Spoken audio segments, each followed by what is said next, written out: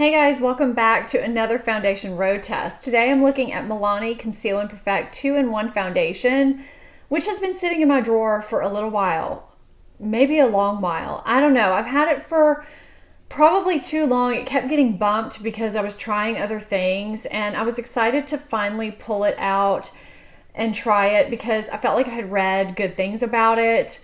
And as usual, I'm going to read the claims before we really get into this foundation road test. I'm having some hair flippy things going on right now. So this foundation is supposed to combat under eye circles, redness, and other skin imperfections with this full coverage, water-resistant foundation, plus concealer in one. A no mess, no drip pump dispenses just the right amount of fluid needed to achieve a flawless look and works around the clock to keep skin looking naturally perfect. And on the back of the bottle, it says it's medium to full coverage, lightweight, oil-free, long-wearing, water-resistant, and sweat-proof. So I have oily combination skin. I also look for foundations that don't emphasize any pores, fine lines, wrinkles, those kinds of things, because I am in my 40s and I just obviously don't want to emphasize those things. But it's kind of hard to find a balance sometimes because when you get into things that make you look a little younger, sometimes they can make you look oilier. So that's what I'm going for, and I always do my foundation road test over the course of a few days. Sometimes it can last a week or more, just depending on what the situation is with the particular foundation. I like to try it with a multitude of things to see how it wears best, how it applies best, that kind of thing. So this is actually filmed on the same day that I'm doing my synopsis, which is a little bit unusual for me, but the day that I actually did my first impression and application and all that, I was getting out the door for work and I had to get things done really quickly, so I didn't get to do an intro. We'll get on with that and I will see you guys at the end. So today is going to be a complete first impression because I have not worn this at all before. Sometimes I do these and I have worn them a couple times before and then I'll decide to go through and start showing you guys. I have applied my SkinMedica Essential Defense SPF. I will link it below. And my, of course, regular skincare and my Guerlain Meteorites primer. So that's what I have on today for the first day. And I have the color light beige number 3. I have no idea if this is the right color or not. We shall see. I like the pump. And let's see, I kind of remember, I've had this in my drawer for a while. I like that it's pretty thick. So that does tell me that I feel like a sponge is going to be the best way to apply it, even though I will do a sponge on this side and a brush on this side. I just usually prefer a sponge with my foundations, but every now and then a foundation will surprise me. So I'm just dipping a sponge in and I usually apply it section by section. If you've watched my foundation reviews, you know that's what I like to do because you never know how quickly they're going to set, and I err on the side of caution.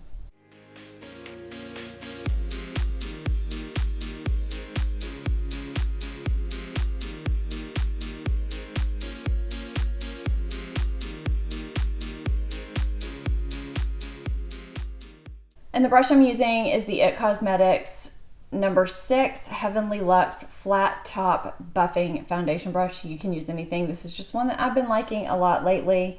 And I'm just getting a little bit on here, a little bit.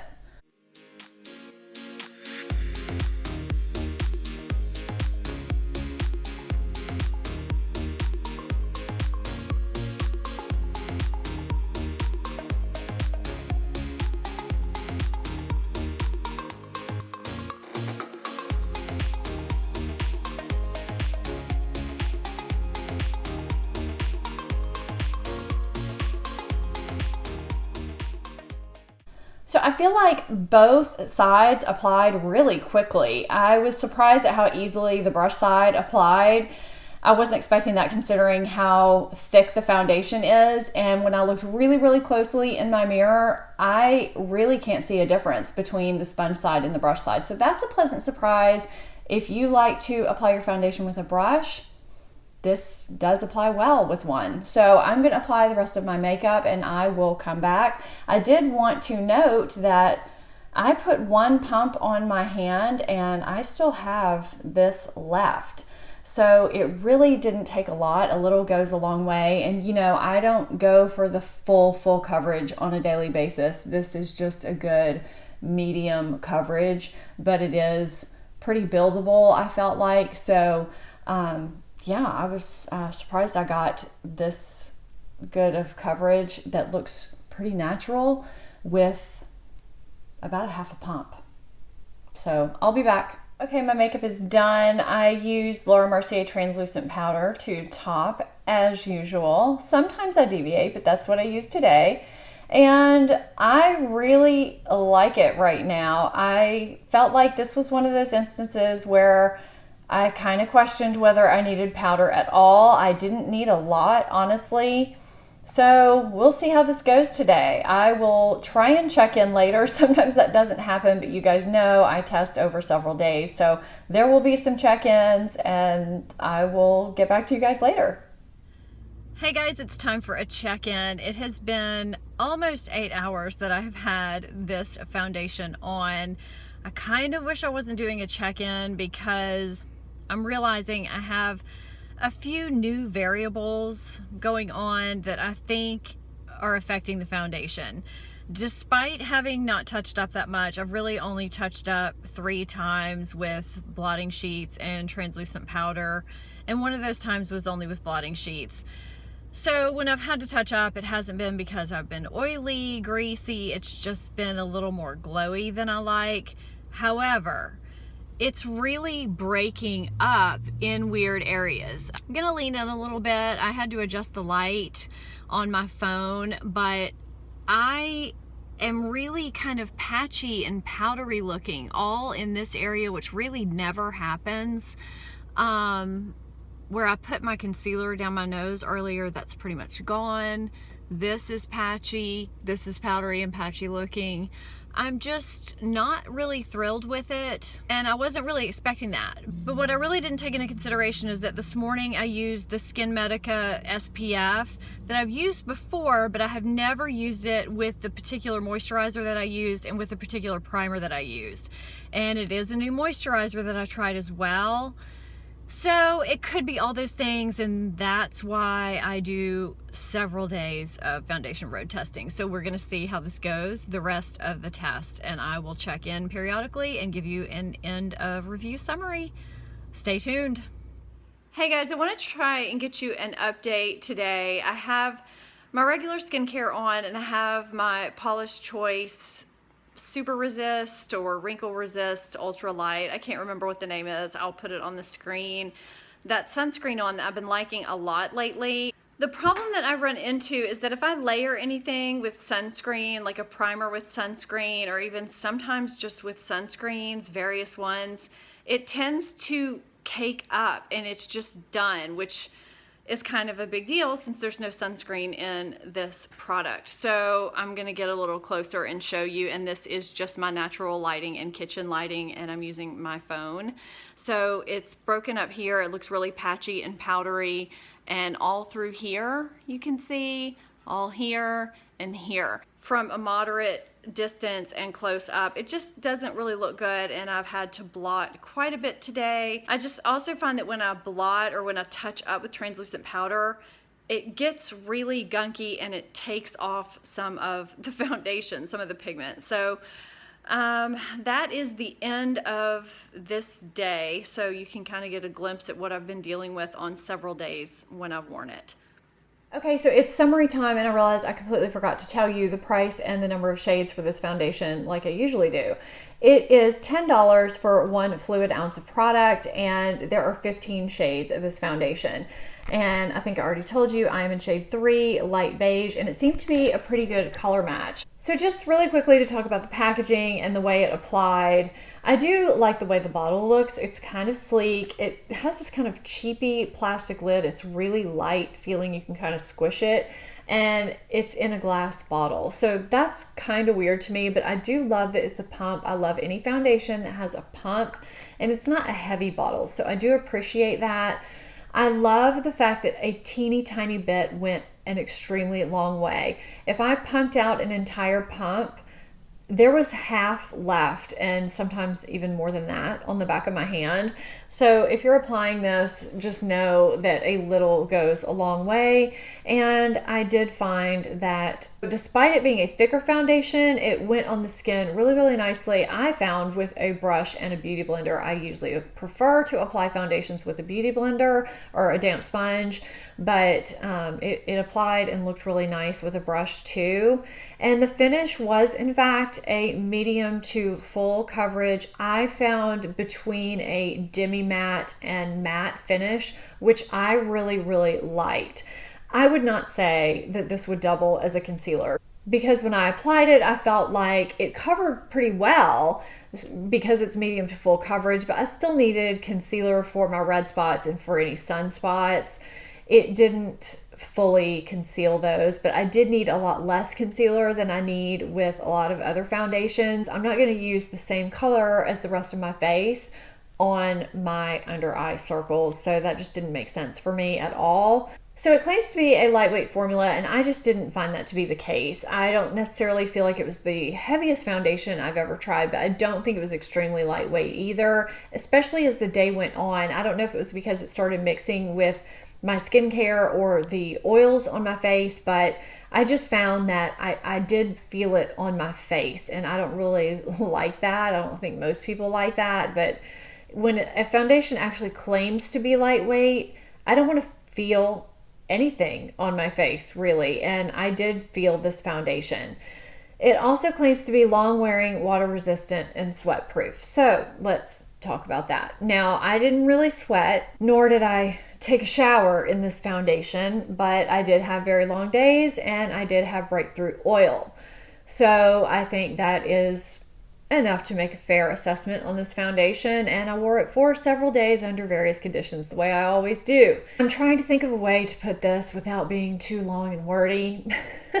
I really thought this foundation was going to be kind of an alternative to Revlon Color Stay, but maybe a little bit more skin-like looking, or a little more natural, less makeup-y looking. I think based on reviews that I've seen or heard, and I guess because of the lightweight feel claim, I don't know, but I didn't find that to be the case with this foundation at all. I felt like it was really finicky for me based on my skincare in the morning. That was really the essential component that determined how this foundation was going to perform for me during the day. And I just don't have time for that. I don't have time to worry about that at all. So on days where I kept my skincare very simple, which for some people is not simple, but my serum followed by my hyaluronic acid followed by a light moisturizer. That was my skincare. On those days when I used this after using my primer, it did pretty well. And by pretty well, I mean, some of those days I didn't have to blot for the first time for well over 4 hours, maybe 4 to 5 hours. By blotting, I mean with blotting papers and pressed translucent powder, which was really good. It was once that process started throughout the day that it took it from looking really good in the morning to just looking decent, I guess. And I was just expecting, because it claims this long wearing, water resistant, and sweat proof, I was expecting it to look really good all day long, kind of like my Double Wear or even Color Stay, those kinds of foundations. And I just don't think this is in the same category. So what would happen is that as the day went on and I started having to blot every 2.5 to 3 hours, the blotting sheets and powder would start to lift the foundation off of my face in certain spots. Now, it wasn't as evident on the days where I kept my skincare simple, but on days where I used, let's say, my serum, a vitamin C, my hyaluronic acid, a moisturizer, and sunscreen, or even if I nixed the vitamin C and added a sunscreen. And the reason why I added a sunscreen is because this doesn't have sunscreen in it. It fell apart from the beginning. It just would get very cakey looking all through here and kind of patchy looking. I just found that right when I blotted that first time, at maybe the 3 or 4 hour mark, it would lift and it would get patchy. And, you know, you can see that in the check-ins. It just didn't work really well at all when I would layer my skincare. And, you know, it was okay if I used a primer with a sunscreen in it. So if I used my Hourglass Veil primer and kept my skincare simple, that was okay. But if I tried to layer things to get a little more sunscreen protection, or even if I just added that vitamin C and didn't use the sunscreen, it was like it was too much for the foundation, which makes it a little finicky because there's so many other foundations that I've tried that's just not an issue. I don't have to keep things that simple because really your skincare is sinking into your skin. It shouldn't affect a foundation in this manner. I'm not sure why that's doing that. That said, it really did start to feel like it was on my skin even more later in the day. Like I've had this on a few hours now and I feel it on my face. So for the claims where it says it's water resistant and sweat proof, okay, that's great, but if it's not going to keep my oily skin at bay and if it's going to break up and get patchy where I'm oily, then what's the point in it being water resistant and sweat proof? So it's not worth it for me to be a foundation where I only get 5 or 6 hours of really good looking skin out of it, because for a day or a period of time like that, I can wear my Too Faced Born This Way and like it even more and have it not look cakey and still get longer wear out of the Too Faced Born This Way. It gets cakey very easily when you top it with powder. It breaks up. I'm not loving it. It's just too finicky even on good days. I really went into it thinking I was going to like it too. So that's a little bit disappointing. So all that said, I feel like in the areas where I was normal, it held up fine. So for normal skin or even dry skin, this may work great. I don't know. That's not my overall skin type, especially not in the main areas of my face, but this may work well for that skin type. For oily skin, I don't think I could recommend this foundation because that is really where it fell apart on me.